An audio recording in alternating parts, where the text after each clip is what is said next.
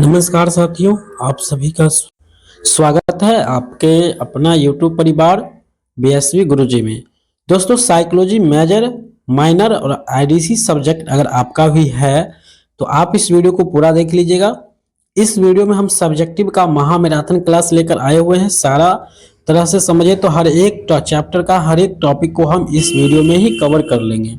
ध्यान रखिएगा, सब्जेक्टिव है, यहीं से आपका ऑब्जेक्टिव प्रश्न भी बनेगा और शॉर्ट लॉन्ग सभी क्वेश्चंस पेपर आपको यहीं पे मिलेगा। यदि परीक्षा से कुछ दिन पहले या परीक्षा के दिन वायरल क्वेश्चन पेपर होता है तो सभी विषय का वायरल प्रश्न भी आपको यहाँ मिलेगा।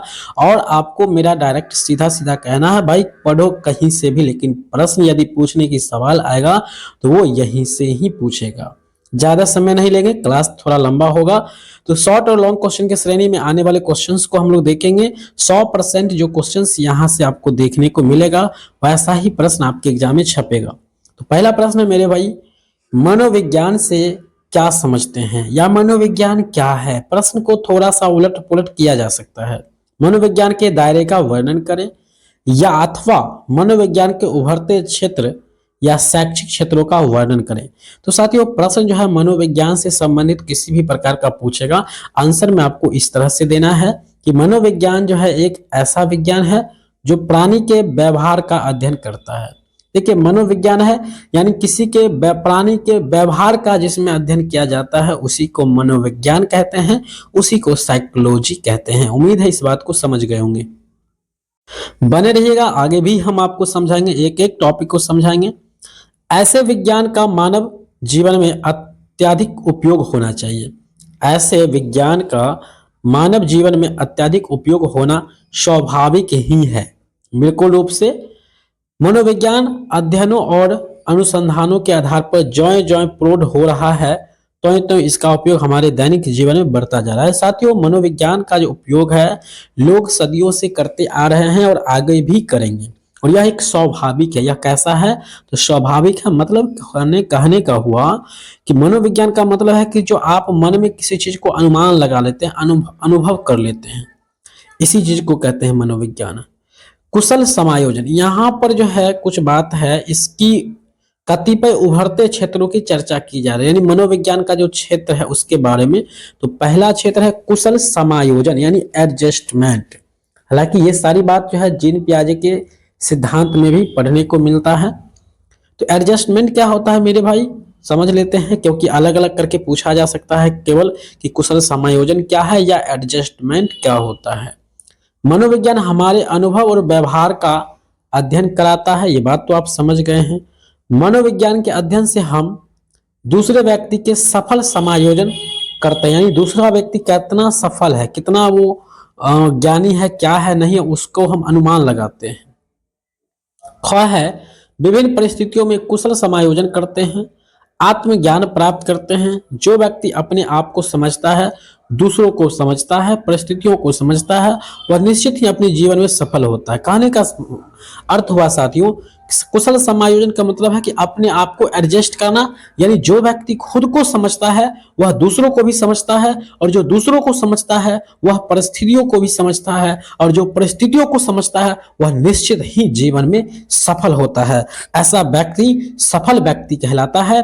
ऐसे सफल व्यक्ति से ही सुखी और उन्नत समाज और राष्ट्र का निर्माण होता है।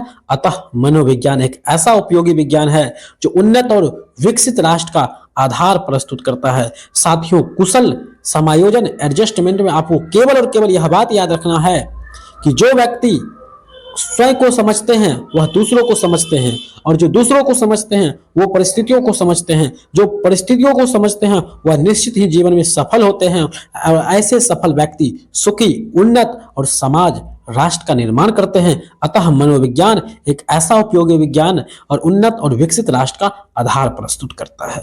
बस इतना बात साथियों जो आपने सुन लिया है, इतना अगर आप समझ लिया, बाकी कुशल समायोजन साइकोलॉजी का एक क्षेत्र के बारे में आप समझ गए हैं। दूसरा क्षेत्र है मेरे भाई मानसिक रोगों की चिकित्सा, यानी ट्रीटमेंट ऑफ मेंटल डिजीज। जो मानसिक बीमारी होता है उसी को हम लोग मानसिक रोग कहते हैं। जैसे कि मनोविज्ञान के अध्ययन के पहले मानसिक रोगों की चिकित्सा की कई समुचित प्रबंध न था। पहले जो है मानसिक बीमारियों का इलाज का समुचित या उचित व्यवस्था नहीं था। इलाज के रूप में झाड़ फूक या मारपीट का विशेष प्रचलित था। पहले समय में क्या था, लोग झाड़ फूक कराते थे, किसी को भूत प्रेत पकड़ लिया, या साइकोलॉजी लोग लगाते हैं, यहाँ पे मनोविज्ञान का यूज करते हैं, अनुमान लगाते हैं, तो लोग झाड़ फूक या मारपीट के तौर पे इसका इलाज करते थे। कारण यह समझा जाता था कि किसी पाप प्रायश्चित के रूप में ही कोई पागल होता है।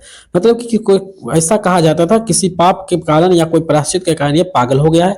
लेकिन अब पागलों या अन्य मानसिक रोगियों को समझाने का प्रयास किया जाता है और उनके लिए जो है अब इलाज भी किया जाता है। नैदानिक मनोवैज्ञानिक क्लिनिकल साइकोलॉजी हमें यह बतलाता है कि किसी व्यक्ति को कोई मानसिक रोग हो जाता है तो उसे पुनः समन्वय किस प्रकार बनाया जा सकता है। देखिए, एक है विज्ञान है जैसे नैदानिक, पहला है कि असामान्य मनोवैज्ञानिक, ठीक है, यानी एबनॉर्मल साइकोलॉजी, और क्लिनिकल साइकोलॉजी यह बताता है कि अगर कोई व्यक्ति मानसिक रूप से बीमार है तो उसे सुधार किया जा सकता है। इसके लिए आजकल मनोचिकित्सक यानी साइकोथेरेपी का कई विधियां प्रचलित हो चुका है। आज बहुत संख्या में मानसिक चिकित्सालय खुल चुका है, यानी मानसिक बीमारियों का इलाज किया जाता है। इसके लिए अभी जो है काफी मतलब कि हॉस्पिटल खोला गया है। तीसरा मनोविज्ञान का जो क्षेत्र है मेरे भाई, वो है रिफॉर्म ऑफ डेलिंक्वेंट्स एंड क्रिमिनल्स, यानी बाल अपराध तथा अपराधियों का सुधार। मनोविज्ञान ने आज यह सिद्ध कर दिया है कि अपराधियों को भी सुधार कर स्वस्थ सामान्य नागरिक बनाया जा सकता है। मनोविज्ञान अभी के दौर में साथियों यह सिद्ध कर दिया है कि कोई व्यक्ति अगर चोर है, डाकू है, डकैत है, खूनी है, चरित्रहीन व्यक्ति है, तो उनको भी जो है साइकोलॉजी हिसाब से उनको भी सुधार किया जा सकता है। जो अपराधी एक बार जेल जाता है वह और भी बड़ा अपराधी बनकर जेल से बाहर निकलता है। अतः समाज के इस अंग को ठीक करने के लिए उसे अनुभूतियों को समझकर उसे सही दिशा में मोड़ने की जरूरत होता है।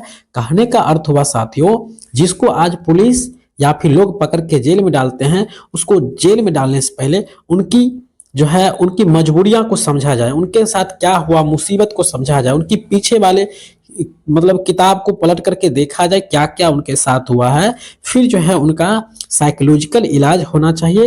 फिर वह जो है खुद ब खुद अपने आप में सुधार करेगा और लोग अच्छा बन जाएगा। और आप लोगों ने कहीं ना कहीं सीखे ही होंगे अंगुली माल डाकू का नाम, जिसको बुद्ध भगवान ने सही राह पर ला दिए थे। अगला टॉपिक है दोस्तों वाल निर्देशन। किसी भी देश और समाज का भविष्य उसके बच्चे पर निर्भर करता है, बिल्कुल सही है। अतः बच्चों को विकास का समुचित प्रबंध बड़ा महत्वपूर्ण होता है। देखिए, आज हमारे समाज में अगर कोई छोटा छोटा बच्चा है तो निश्चित रूप से वही कल का नेता होगा और वही कल का समाज का प्रमुख नागरिक होगा। इसलिए उस बच्चों पर विशेष रूप से ध्यान देनी चाहिए ताकि वह बच्चे नए आगे चल करके जैसे जैसे उसका उम्र बढ़ेगा तो वह आगे चल करके समाज का निर्माण करेगा, राष्ट्र का निर्माण करेगा। इसके लिए उनकी उम्र, स्वास्थ्य, इन सभी बातों पर ध्यान देना चाहिए, उनकी पढ़ाई पर ध्यान देना चाहिए। ठीक है, तो यहाँ पर यह साइकोलॉजी रूप से बच्चे की बातों को समझना चाहिए, उसके मन के बातों को समझना चाहिए, भाव को समझ करके उससे आगे बढ़ाना चाहिए, भविष्य के युवक के रूप में निर्माण करना चाहिए। पांचवा जो साथियों उप क्षेत्र है इसका शैक्षणिक निर्देशन और सुधार। विषय का चुनाव विद्यार्थी का योग्यता और अभिक्षमता के अनुसार होना चाहिए। अब देखिए, शैक्षिक पढ़ाई लिखाई में विद्यार्थी को जो है आजकल डांट करके बोला जाता है तुम ये विषय पढ़ो वो विषय पढ़ो, नहीं, साइकोलॉजी ही यहाँ पे लगाना है भाई।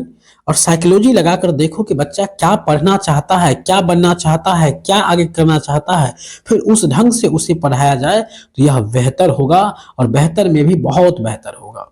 चलिए साथियों, अगला टॉपिक पे चलते हैं। यही प्रश्न आपके 10 तारीख से एग्जाम होने वाला है मिथिला यूनिवर्सिटी में, वहां पे छपने का पूरा उम्मीद है। और बात जान लीजिएगा, किसी भी यूनिवर्सिटी से अगर आप हैं फर्स्ट सेमेस्टर में हैं तो इस प्रश्न को आप देख कर जाइए, सारा प्रश्न यहां से ही छपेगा। अब टॉपिक है लघुकालीन या अल्पकालीन स्मृति। दोस्तों, स्मृति का मतलब होता है यादाश्त, यानी यादाश्त कम समय के लिए, या फिर लघु या अल्पकालीन का मतलब ही होता है कम समय। कम समय के लिए कैसा होता है, क्या होता है, इसी के बारे में हम जो है अभी इस टॉपिक पे पढ़ेंगे। चलिए समझते हैं बारीक से। आंसर में है साथियों, जो स्मृति थोड़े समय तक रहती है उसे अल्पकालीन स्मृति कहते हैं। सिंपल, प्रश्न से ही आंसर निकालो। जो स्मृति कम समय तक रहता है उसी को अल्पकालिक या लघुकालीन स्मृति कहते हैं। चैपलिन के शब्दों में अल्पकालीन स्मृति उसे कहते हैं। चैपलिन एक वैज्ञानिक है, साइकोलॉजिस्ट है, जिसका सत्ता काल छोटा था, जिसकी क्षमता सीमित होती है, वही जो है अल्पकालीन स्मृति कहलाते हैं, इनका कहना है। जैसे यहाँ पे समझ लीजिए, बस सब कुछ समझ में आपको आ जाएगा, ज्यादा कुछ नहीं समझेंगे। जैसे समझ लीजिएगा, यदि कोई 6-7 अंकों की टेलीफोन संख्या एक बार आपको बताए तो संभव है कि तत्काल याद हो जाएगा। मतलब कोई चीज मान लीजिए आपको हम बता रहे हैं, जैसे अभी हम पढ़ा रहे हैं, तो कुछ बात आपको तुरंत याद हो जाता है और वह याद रहता है, फिर 20 से 30 सेकंड बाद वो दिमाग से आपका निकल जाता है। तो यही कहलाता है तत्काल स्मृति, अल्पकालीन स्मृति, या इसको लघुकालीन स्मृति भी कहते हैं। मेरे भाई, इस तरह से मैं पढ़ाने का प्रयास कर रहा हूं जिससे आप भूल नहीं पाएंगे। ठीक है, तो समझिए, जैसे कोई अंक आपको दिया, मान लीजिए 4-5 अंक का दिया, ठीक है, वो आपको याद हो गया, परंतु कुछ सेकंड के बाद आप भूल जाए। इसी प्रकार कई घटना या विषय की स्मृति भी क्षणिक या अल्पसंख्यक होती है या अल्पकालिक होता है। मनोवैज्ञानिकों के अनुसार ऐसी स्मृति प्रायः 40 सेकंड से अधिक समय तक नहीं बनी रहती है। ऑब्जेक्टिव में भी प्रश्न पूछा जाता है, अल्पकालीन या लघुकालीन स्मृति कितनी सेकंड तक रहती है, तो 30 से 40 सेकंड या फिर 20 से 30 सेकंड तक। ज्यादातर 30 से 40 सेकंड ही रहेगा ऑप्शन में, या 30 सेकंड रहेगा, तो वहां पर इस तरह से आपको मारना होगा। ठीक है, अब बात करते हैं, चैपलिन ने बताया था कि इसमें स्मृति विस्तार 5 से 9 इकाइयों में होता है। यानी स्मृति का जो विकास होता है वो 5 से 9 इकाइयों में होता है, भागों में होता है। ऐसी स्मृति में अभ्यास पूर्ण सीखने तथा मानसिक रिहर्सल का अभाव रहता है। देखिए, अगर आपको सदा के लिए याद रखना है या ज्यादा याद रखना है तो इसके लिए रिहर्सल का मतलब होता है साथियों, रिपीट करना चाहिए। बच्चे को उस चीज को दोबारा जो है 1-2 दिन बाद या कुछ घंटों बाद उस चीज को पूरा देखना चाहिए। फलतः इसमें स्मृति चिह्न कमजोर होता है, पर यह स्मरण की प्रारंभिक रूप है। इसे प्राथमिक स्मृति चिह्न कमजोर कहता है। जो बच्चे 5 से 9 इकाई में है और उसको रिहर्सल करता है, मानसिक रूप से मन में जो है बात को रिपीट करते रहता है। मान लीजिए पढ़ने के बाद भी आप मन में सोचते रहेंगे कि सर ऐसे ऐसे बोले थे, ऐसे बोले थे, तो इस बात को मन में जब रिपीट करेंगे तो इसी को कहते हैं मानसिक रिहर्सल। जब किसी बात को मन में आप रिपीट करेंगे मने मन, ठीक है। अल्पकालीन स्मृति 3 मानसिक संरचनाओं में कार्य करती है। पहला ह्रास, दूसरा बाधा और तीसरा है विस्थापन। हैब के अनुसार अल्पकालीन स्मृति में धारणा का शीघ्र ह्रास होता है।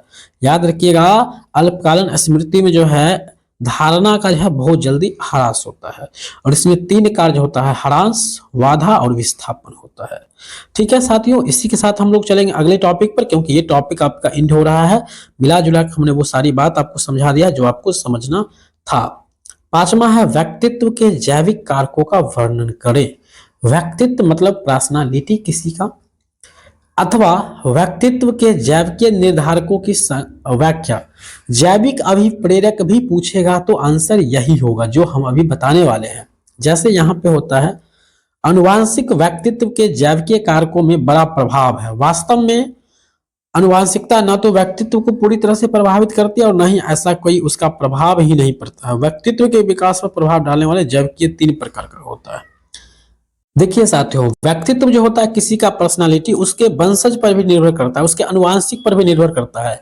लेकिन किसी का व्यक्तित्व उतना ज्यादा प्रभावित किसी के व्यक्तित्व को अनुवांशिक नहीं कर सकता है। मतलब कि मान लीजिए किसी का पापा गरीब था तो वह बच्चा गरीब वाला ही लक्षण रखेगा, ऐसा संभव नहीं है। ऐसा बहुत कम प्रभाव पड़ता है। ठीक है, बच्चा अमीर भी हो सकता है, बच्चा का पर्सनालिटी, पहनावा ओढ़ावा अलग भी हो सकता है पिता से। ठीक है, तो इसको जो है 3 भागों में बांटा गया है। पहला है नालिका विहीन ग्रंथियां। इस विकास में व्यक्तित्व विकास को 3 भागों में बांटा गया है। शारीरिक ढांचा, और तीसरा है अस्नाविक रचना। चलो तो चलिए तीनों को बारी बारी से पढ़ते हैं। नालिका विहीन ग्रंथियां, जिसमें मान लीजिए मानव ग्रंथि होता है, मास्टर ग्रंथि, ये सबको रखा गया है। जैसे इसमें क्या होता है, बिना नली के सीधे रक्त में अपना स्राव भेजता है। इनके स्राव न्यायसग्र कहलाता है। न्यायसग्र क्या कहलाता है, जब बिना नली के सीधे रक्त में अपना स्राव मतलब अपना आवाज को लोग भेजता है, इसी को कहते हैं, स्राव को न्यायसर्ग स्राव कहते हैं। इन न्यायसर्गों का व्यक्तित्व पर काफी प्रभाव पड़ता है। विभिन्न ग्रंथियां एक या एक से अधिक न्याय स्वर्गों का श्राव करता है, यही बात है। व्यक्तित्व पर प्रभाव डालने वाला दूसरा जबकि कारक है शरीर रचना, यानी किसी का शरीर, जैसे माता पिता की हाइट कम है तो बच्चे की भी हाइट कम हो सकता है। मोटे पतले में आदमी हंसी मजाक उड़ा देता है। आराम पसंद, ये जो होता है कुछ बातें जो होता है लोगों को शारीरिक संरचना अनुवांशिक रूप से ही मिलता है, लेकिन उतना भी नहीं। यही सारी बात जो है आपको व्यक्तित्व में देना पड़ेगा। ज्यादा कुछ भी नहीं है, कुछ भी रटना नहीं है। जो आपको आता है या मन में जो चीज आ रहा है उस क्वेश्चन से रिलेटेड मनोविज्ञान में, उसी को आप आंसर बना करके लिखिएगा। ज्यादा कुछ भी आपको नहीं करना है।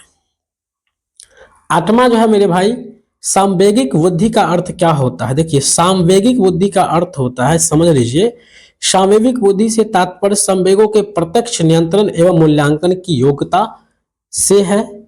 संवेगात्मक बुद्धि दूसरे व्यक्ति या स्वयं के संवेगों को पहचानने और नियंत्रित करने की योग्यता है। देखिए सामवेगिक का मतलब पहले समझ लीजिए, लोग इसी का मतलब नहीं समझता है। सामवेगिक, देखिए सामवेगिक का मतलब होता है प्रत्यक्ष नियंत्रण या मूल्यांकन, यानी व्यक्ति खुद के बारे में पहचान लेना और खुद के गलतियों पर या खुद की अच्छाइयों पर, खुद की हंसी पर या खुद पर नियंत्रण। मतलब कि जैसे आप अपने आप को पहचान लीजिए कि आप कैसा टाइप का लोग हैं और खुद पर नियंत्रित कर लेते हैं अपनी गलतियों पर, तो ऐसे बात को ही, ऐसी बुद्धि को ही सामवेगिक बुद्धि कहते हैं। बात समझ में आया, नहीं समझ में आया, चलिए फिर से समझिए।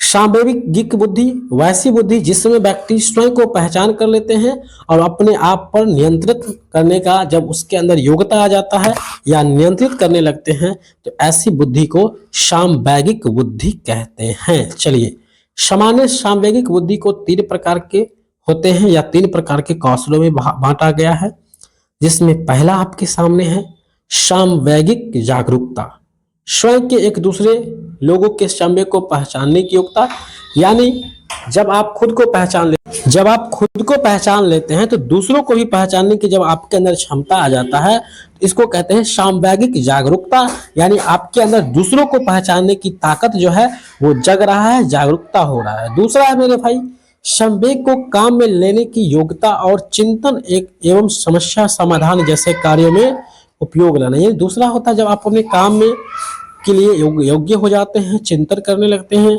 समस्या का जो है समाधान ढूंढ लेते हैं, तो ऐसे शक्ति जब आपके अंदर आने लगता है तो ये कहलाता है संवेगों को काम में लेने की योग्यता हो जाती है। तीसरा जो होता है यह संवेग के प्रबंधन की योग्यता, अन्य व्यक्तियों के प्रसन्न करने और शांति करने की योग्यता होता है। मेयर सोलावी के अनुसार भी यही सारा बात बताया गया है जो हमने ऊपर में आपको अभी समझाया। तो सिंपल है, संवेगिक बुद्धि के बारे में पूछेगा, हमने जो समझाया है वो समझकर आपको लिख देना है। 9वां प्रश्न है मेरे भाई, संवेगात्मक बुद्धि के घटक तत्वों का वर्णन करना है, यानी संवेगात्मक बुद्धि के कौन कौन से घटक होते हैं। तो संवेगात्मक बुद्धि मतलब लोग खुद को पहचान लेता है और खुद पर नियंत्रित करता है, तो इसी को कहते हैं संवेगात्मक या सामवेगिक बुद्धि कहते हैं। इसमें बुद्धि को जहाँ 5 घटकों में बांटा गया है, जिनका वर्णन निम्नलिखित है। आत्म जागरूकता है, इसी प्रकार और सारा भी था, लेकिन आपको सभी के बारे में विस्तृत रूप से देखना है तो आपको केवल संवेगात्मक के बारे में जिससे हमने ऊपर समझाया वही सारा बात 3 बात और एक बात यहाँ से 4 बात लिख दीजिए। इसका जो है लगभग आंसर हो जाएगा, ज्यादा आपको यहाँ पे माथा पच्ची नहीं करना है। चलिए, मोस्ट इंपोर्टेंट क्वेश्चन है आपका, जैविक अभिप्रेरण क्या होता है, बायोलॉजिकल मोटिव क्या होता है, मोटिव या मोटिवेट, इसकी व्याख्या करें। ये आपका 10 नंबर का प्रश्न पूछा जाएगा यहाँ से। हाँ तो साथियों, हम लोग समझ रहे थे जैविक अभिप्रेरण क्या होता है, यानी बायोलॉजिकल मोटिव क्या होता है। अगर सीधे प्रेरण की बात होता है तो यही मोटिवेट होता है। तो जैविक देखिए मतलब कि जीवों के शरीर से रिलेटेड होता है, तो इसी का व्याख्या करना है। तो निश्चित रूप से यह प्रश्न जो है आपके एग्जाम में छप सकता है, क्योंकि बहुत ज्यादा इंपॉर्टेंट है। चाहे ये पूर्णिया यूनिवर्सिटी में छपे या मिथिला यूनिवर्सिटी में छपे या बराबर या कहीं भी किसी न किसी यूनिवर्सिटी में ऐसा प्रश्न ये छपेगा ही छपेगा। ज्यादा इंपॉर्टेंट ये मिथिला यूनिवर्सिटी के लिए बहुत ज्यादा महत्वपूर्ण है। मनोवैज्ञानिकों ने यौन प्रणोदन, मार्तिक प्रणोदन और आक्रमणशीलता को जैवधारित सामाजिक अभिप्रेरण माना है। देखिए आपको ये रटना नहीं है, बस ये समझना है जो जीवों के शरीर से संबंधित हो उसी को जैविक अभिप्रेरण कहते हैं। इसमें 3 बात आता है दोस्तों, भूख आता है, दूसरा आता है प्यास आता है और तीसरा आता है काम। ये 3 बात जो है अभिप्रेरण में आता है, जो कि हमने आपको ऑब्जेक्टिव में ये जरूर बताया था। लेकिन यहाँ पे हम लोग पढ़ेंगे यौन प्रनोदन, मार्तिक प्रनोदन और आक्रमणशीलता को पढ़ेंगे। तो पहला जो है आपका यौन प्रनोदन यानी सेक्स ड्राइव क्या होता है। तो सेक्स का मतलब जो समझ ही रहे हैं आप लोग, तनी इसके बारे में डिटेल से हम समझा देते हैं। यदि समस्थित प्रनोदन का तात्पर्य यह होता है, यानी सेक्स ड्राइव का मतलब यह होता है कि जो मतलब यह है कि इसकी संतुष्टि नहीं होने से प्राणी मर जाता है। यानी सेक्स की अगर पूर्ति नहीं होता है सही ढंग से तो मनुष्य मर जाता है अंदर ही अंदर, ठीक है। अर्थ हुआ कि यौन समस्थित प्रनोदन नहीं है। भोजन और जल में वंचित रहकर प्राणी जीवित नहीं रह सकता है। भोजन और जल में रह करके प्राणी जो है जीवित नहीं रह सकता है। उसके जीवन के लिए सेक्स भी क्या है, बहुत जरूरी है। परंतु आजीवन यौन से वंचन से भी प्राणी के जीवन स्वास्थ्य की कोई क्षति नहीं होती। लेकिन आजीवन अगर सेक्स नहीं भी किया जाए तो जीवन की कोई क्षति नहीं होता है। लेकिन लोगों का मानना और मानसिक संतुलन खोने के कारण जो है लोग इससे मर भी सकते हैं। वस्तुतः यौन व्यक्ति रक्षा नहीं बल्कि जाति रक्षा करता है। देखिए यौन जो है ये व्यक्ति की रक्षा नहीं करता बल्कि जाति की रक्षा करता है। जैसे कि जो भी मानव जाति है तो मानव जाति की संख्या की वृद्धि बचा के रखता है, ये सारी बात है। इतना आवश्यक है कि यौन भी भूख प्यास आदि के समान स्पष्ट शारीरिक तनाव और अन्य प्रतिक्रियाएं उत्पन्न करता है और मस्तिष्क द्वारा इसका संचालन होता है। इस अर्थ में अगर यौन एक समस्थित प्रनोदन माना जा सकता है, यानी यौन क्या है, एक सम स्थिति का मतलब कि सभी स्थिति में एक समान माना जा सकता है। जैसे देखिए भूख प्यास प्रनोदन में सामाजिक अभाव नहीं होता है, ठीक है। भूख और प्यास जो है ये प्रनोदन में जो है ये अभाव नहीं रहता, इसका रहना होता है, ठीक है। मिला जुला के दोस्तों समझ लीजिए, तो ये सेक्स ड्राइव जो है यौन प्रनोदन है। इसमें लोगों को कहा गया है अगर मिल जाए तो बेहतर है, अगर नहीं मिलता है तो लोग जो है जीवन भर बहुत ज़्यादा वंचित रहता है और वो जीवित नहीं भी रह सकता है। लेकिन ऐसा नहीं है कि अगर आजीवन वो यौन से वंचित रहता है तो वो मर जाएगा, ऐसा बात नहीं है, उनका जीवन सेफ भी रहेगा, ठीक है। और वो दूसरा भी यहाँ पर है, यहाँ पे दूसरा वाला तो यहाँ पे कट गया है आपका। दूसरा क्या होता है वो समझ लीजिए। जैसे है मातृक प्रनोदन। मातृक प्रनोदन होता है व्यक्ति मर जाता है उस स्थिति में जहाँ पे मातृक प्रनोदन मतलब क्या होता है, जब व्यक्ति को भोजन या पानी के लिए पीने के लिए पानी नहीं मिलता है तो इस स्थिति में वस्तु जो है मर जाते हैं, ये बात होता है। और आक्रमणशीलता क्या होता है, अभिप्रेरण। आक्रमणशीलता अभिप्रेरण में क्या होता है, आक्रमण के अंतर्गत ऐसे व्यवहार आते हैं जो दूसरों को क्षति पहुंचाने के उद्देश्य से किया जाता है। जैसे कि व्यक्ति के अंदर ऐसा कुछ अभिप्रेरण होता है, ऐसा मोटिवेट होता है जो दूसरों को हानि पहुंचाता है, तो ऐसे अभिप्रेरण को आक्रमणशीलता कहते हैं। सेक्स ड्राइव कहते हैं जिसमें व्यक्ति सेक्स को ही बहुत सब कुछ मानता है। और एक होता है मातृक जिसमें व्यक्ति को भोजन पानी ये सब नहीं मिलता है, तो इस स्थिति में जो है वो धीरे धीरे मर जाता है, डेथ कर जाता है। यही बात आपको लिखना पड़ेगा।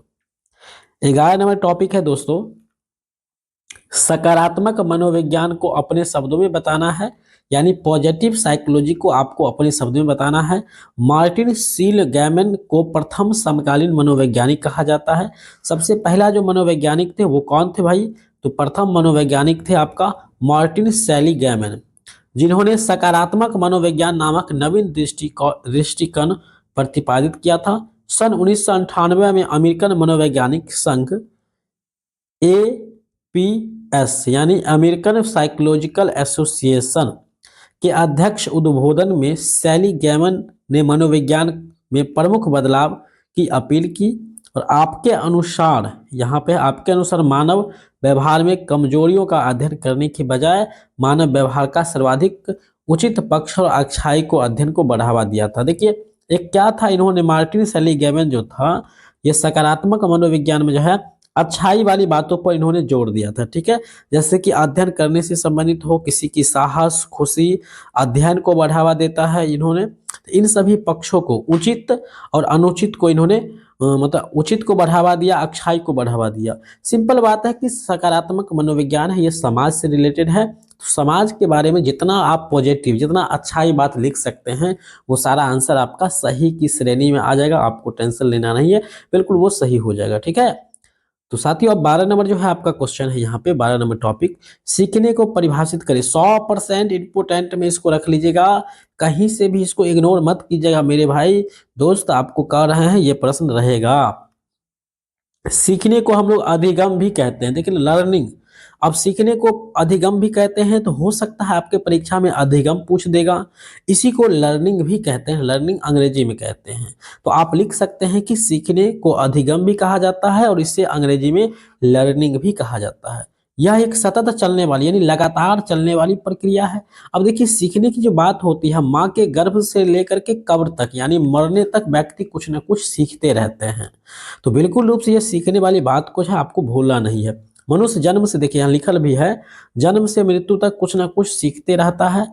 एक सामाजिक प्राणी होने के कारण समाज की विभिन्न परिस्थितियों में उसका घात प्रतिघात चलते रहता है। समाज में कभी कभी वो सीखते रहते हैं, कुछ ना कुछ सीखते रहते हैं। बच्चा सबसे अधिक कहाँ सीखता है, व्यक्ति सबसे अधिक कहाँ सीखता है, तो वो आपके समाज में ही सीखता है। तो यही सीखने से जितना पॉजिटिव बात हो सकता है वो सारी बात आप लिख देंगे। बच्चे पहले सीखते हैं, भूलते हैं, फिर सीखते हैं। इसी प्रकार से बच्चे जो है अपने आप को जीवन में आगे बढ़ाते हैं और वो आगे बढ़ते हैं। तो यही बात आपको लिखना है। अब है यहाँ पर सीखने को प्रभावित करने वाले कारक। अब सीखने में क्या क्या कठिनाई होता है, तो सीखने में जो सबसे अधिक प्रभावित करने वाला होता है प्राथमिक अनुभव। बच्चे जो है शुरुआत में कुछ अनुभव से कुछ सीखता है और वो धीरे धीरे फिर उस चीज को जो है वो भूल जाता है, ठीक है। जैसे कि अनुभव हमें उस वस्तु के बारे में समझने में मदद करता है। किसी भी चीज को पढ़ने में जो है सीखने में या पढ़ने में सबसे बड़ी बात तो सीखने में जो होता है सबसे पहले अनुभव करना पड़ता है। अब अनुभव करने के बाद जो है प्रेरणा मिलता है। प्रेरणा मतलब कि मोटिव, सीखने को प्रेरित करने वाला महत्वपूर्ण कारक होता है। जैसे कि कोई बात आपको सीखना है और पहले उसके प्रति आपकी अगर इच्छा नहीं होगा, आप प्रेरित नहीं हो जाओगे, तब तक उसको नहीं सीख पाओगे। तो पहले अनुभव करना है, अनुभव के बाद आपको प्रेरणा है, किसी चीज को सीखने के लिए आपको प्रेरित, अपने आप को उत्सुक बनाना है, प्रोत्साहित करना है, फिर आप उसको सीख पाओगे। सम्मान और प्रतिष्ठा, सीखने के बाद आप उस चीज को प्रतिष्ठित करोगे, उसका वैल्यू समझोगे, वैल्यू जानोगे, और इसके बाद होगा साथ सीखना, और इसके साथ आप सीख पाओगे। और सीखने के बाद आप स्वाध्याय करोगे यानी खुद को उसको पढ़ोगे और समझोगे। इतना करने के बाद जो है आपको अंतिम में आपको क्या मिलेगा, प्रसन्नता और उत्साह मिलेगा। प्रसन्नता और उत्साह क्या होता है सर, तो आपको खुशी मिलेगा। इससे आप उत्सुक हो जाएंगे और ज़्यादा अध्ययन करेंगे और ज़्यादा सीखते जाएंगे ध्यान से आप। उसके बाद प्रतिक्रिया करेंगे, उसके बाद कहीं पर भी उस ज्ञान को आप उपयोग करेंगे, उसका क्रिया प्रतिक्रिया करेंगे। फिर प्रासंगिकता होता है। सीखने की प्रक्रिया में जो है प्रासंगिकता जो है बहुत महत्वपूर्ण होता है। इसमें बच्चे जो है अपनी व्यक्तिगत अनुभव से जोड़ते हैं, नई नई बात को यहाँ पर सीखते हैं, नई नई बात को समझने का प्रयास करता है। और फिर 9 नंबर में है संवेदनशीलता। सीखने की प्रक्रिया में संवेदनशीलता का भी ध्यान में रखना चाहिए। इसमें क्या होता है, बच्चे सीखने में अधिक सफल होता है, कोई भी चीज़ को तुरंत ज़्यादा जल्दी सीख लेता है। तो सब के बारे में आपने पढ़ लिया है यहाँ पर सीखने को प्रभावित करने वाले कारक। जब परीक्षा में क्वेश्चन आएगा तो फिर कहिएगा कि सर पढ़ाए नहीं थे, तो 100% याद रखिएगा, यहीं से प्रश्न रहेगा। फिर आपका यहाँ पर है 14 नंबर, ठीक है।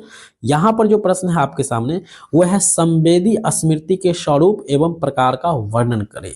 तो दोस्तों यहाँ से इसको देखिए, ये सब चुना हुआ क्वेश्चन जो है अभी हम 3-4 प्रश्न जो आपको बता रहे हैं अभी से कुछ देर से, यहाँ पर जो है सारे के सारे प्रश्न जो है ये मोस्ट इंपोर्टेंट है, MVVI प्रश्न है, यानी मोस्ट इंपोर्टेंट क्वेश्चन है, most very very important question. तो स्मृति के प्रकार आपको लिखना है, या स्मृति का मतलब सिंपल आपको समझना है, यादाश्त होता है, सेंसर मेमोरी होता है, ठीक है, यादाश्त शक्ति को बढ़ाना। तो स्मृति कई प्रकार के बतलाए गए हैं। स्मृति मेमोरी ट्रेस को संचित करने के लिए 3 प्रकार के बतलाए गए। जैसे होता है संवेदी स्मृति, जो सबसे महत्वपूर्ण है वो आपका संवेदी स्मृति ही है।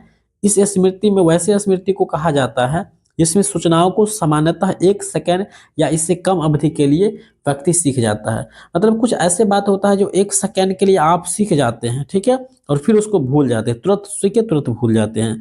तो इसी को कहते हैं संवेदी, सेंसर मेमोरी, ठीक है। संवेदी स्मृति जो होता है मेरे सर 2 प्रकार के होते हैं, ठीक है। प्रतिमा संबंध स्मृति, यानी कोई फोटो देख करके आप सीख लीजिएगा, तुरंत सीखिएगा, फोटो को ध्यान रखिएगा मन में, तुरंत मन से निकल जाएगा, आइकॉनिक मेमोरी। दूसरा होता है प्रतिध्वनिक स्मृति, इकोइक मेमोरी। ये में भी होता है कोई ध्वनि को आप सुने कुछ सेकंड के लिए आपको याद रहेगा, फिर आपके दिमाग से वो हट जाएगा। तो इस तरह की स्मृति होता है। और हमने यहाँ तक आपका जो है पूरा साइकोलॉजी पढ़ा दिया है, पूरा साइकोलॉजी खत्म हो चुका है। अगर आपको वीडियो नहीं मिलता है महामैराथन क्लास का, तो आप लोग जाइए प्लेलिस्ट में, वहाँ पर आपको ऑल टू ऑल वीडियो मिल जाएगा, ऑब्जेक्टिव सब्जेक्टिव। 100% हम यहाँ से आपको दावे कर सकते हैं कि 100% प्रश्न जो है इस 2-3 वीडियो से ही आपके एग्जाम में छपेगा, चाहे आप किसी भी यूनिवर्सिटी से हैं। शायद ही कुछ प्रश्न जो है बाहर से रहेगा, क्योंकि महामैराथन क्लास में लगभग ऑल टॉपिक को कवर किया गया है। कुछ ही टॉपिक छूटा है जो उतना महत्वपूर्ण आपका नहीं होता है।